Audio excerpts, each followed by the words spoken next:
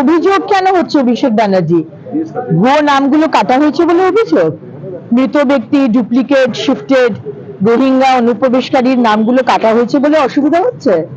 আপনি যেতেই পারেন, কিন্তু ইলেকশন কমিশন তো বলেছেন যে কোনো কমপ্লেন থাকলে ইলেকশন কমিশনকে জানাতে।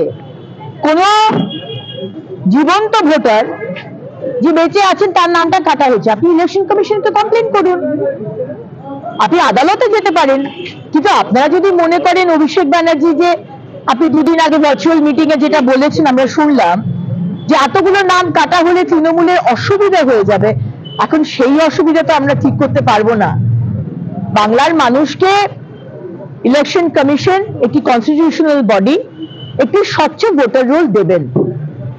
যারা আমাদের সুযোগ সুবিধাগুলো কেড়ে নিচ্ছিল এতদিন, তারা আর কাটতে পারবে না, এটা তো আপনাদেরও সমর্থন থাকা দরকার।